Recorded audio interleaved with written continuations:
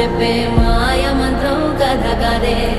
చంటోళ్లను భయపెట్టే భూచోడి కథ కదే, తాత ముత్తాతమ్మల భూతాల కథ కదే,